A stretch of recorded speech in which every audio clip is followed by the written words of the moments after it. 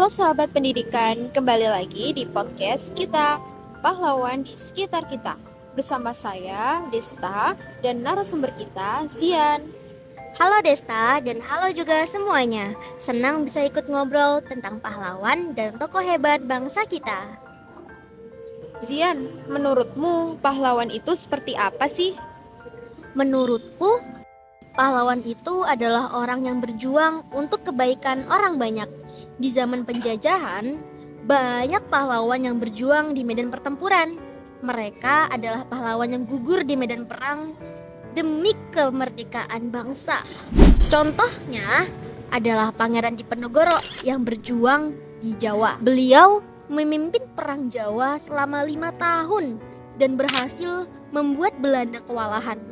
Beliau menggunakan strategi gerilya, berpindah dari satu tempat ke tempat lain, berpindah dari satu hutan ke hutan lain untuk menyerang Belanda. Ada juga nih Tuanku Imam Bonjol di Sumatera. Beliau memimpin kaumnya perang Padiri dan terkenal dengan semangatnya yang tidak kenal menyerah. Tidak lupa nih Des, ada yang namanya pahlawan Patimura yang berjuang di Maluku. Beliau berjuang melawan monopoli perdagangan rempah-rempah yang merugikan rakyat. Para tokoh tersebut berjuang dengan strategi dan jiwa raga mereka hingga gugur dan menjadi pahlawan bangsa. Nah Des, kamu tahu nggak? Ada loh pahlawan yang sama-sama berjuang tapi bukan di medan perang, melainkan ia berjuang di bidang pendidikan, menggunakan pikirannya untuk masyarakat Indonesia, dan hingga sekarang perjuangannya masih tercatat sebagai Hari Pendidikan Nasional. Berkat beliau juga banyak pahlawan masa depan yang mengikuti jejaknya. Wah, menarik sekali. Siapa tokoh itu, Zi? Beliau adalah Raden Mas Suwardi Suryaningrat, atau yang sering dikenal sebagai Bapak Pendidikan Indonesia, Ki Hajar Dewantara. Ia lahir pada 2 Mei 1889. Beliau ini pahlawan yang sangat peduli dengan pendidikan.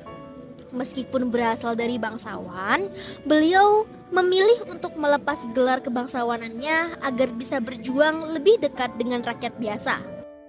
Apakah perjuangan beliau sama seperti perjuangan para pahlawan yang lain? Tidak, Desta. Sebagai seorang pahlawan, tidak diharuskan untuk mengangkat pedang atau bergerilya. Beliau berjuang melalui tulisan dan pemikiran. Ia sangat aktif di organisasi pergerakan nasional. Di antaranya, beliau bergabung di organisasi Budi Utomo dan menyadarkan masyarakat bahwa kita bisa berjuang melalui pendidikan dan kebudayaan. Lalu, bersama teman-temannya, beliau juga mendirikan Insage Party. Organisasi ini sangat berani karena secara terang-terangan ingin Indonesia merdeka dari Belanda. Ini juga yang membuat beliau dan teman-temannya yang dikenal sebagai Tiga Serangkai diasingkan ke Belanda. Nah, Des, saat di Belanda, semangat beliau tidak padam. Justru ia mempelajari banyak hal tentang pendidikan, hingga akhirnya ia menulis buku yang sangat kritis yang berjudul Als ik een Nederlander was, atau Seandainya Saya Seorang Belanda. Buku ini sangat kritis hingga membuat Belanda makin marah. Tapi di sanalah semangatnya semakin kuat.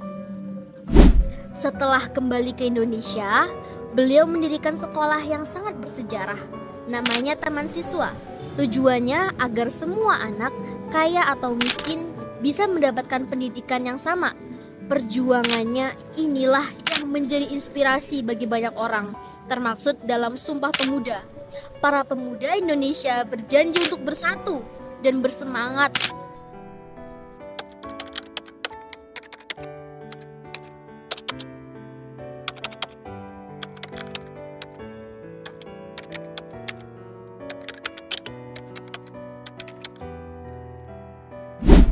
Kalau tidak salah, beliau juga terkenal dengan tiga semboyannya ya?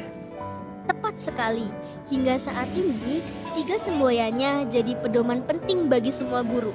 Nama semboyannya yaitu adalah Triloka, di mana isinya adalah Ing Ngarso Sung Tulodo, di mana guru harus jadi contoh yang baik. Lalu ada Ing Madyo Mangun Karso, yaitu guru harus bisa membangkitkan semangat dan ide-ide siswanya. Lalu yang terakhir adalah Tut Wuri Handayani, di mana guru harus menjadi pendukung di belakang siswanya agar mereka maju sesuai bakatnya. Oke teman-teman, begitulah kisah dari salah satu pahlawan pendidikan kita. Seorang pahlawan yang berjuang demi orang lain atau demi generasi yang akan datang. Seperti pahlawan kita dulu yang berjuang demi kita. Oke Zian, ada nggak nih dari kamu pesan untuk para pahlawan masa depan?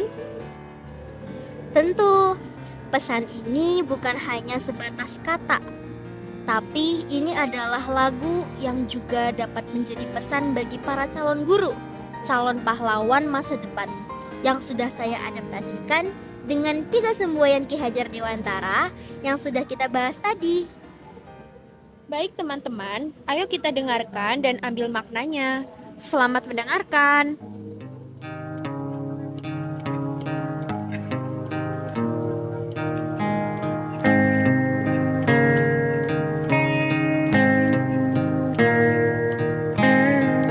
Ing Ngarso Sung Tulodo, kita harus mampu jadi contoh, jadi seorang guru, selalu digugu dan ditiru. Ku sadari aku harus mampu.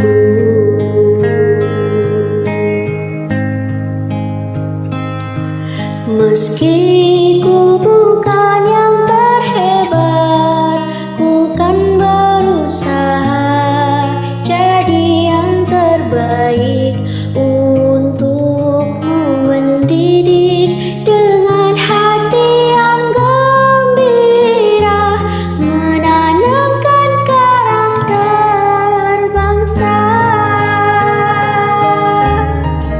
Ing Madyo Mangun Karso,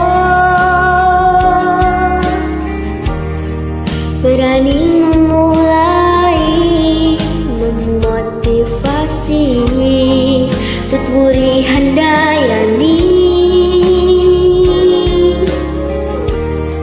selalu mendorong siswa untuk maju dan berkarya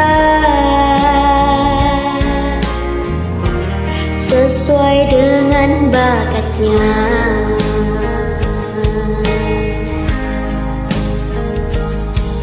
Meski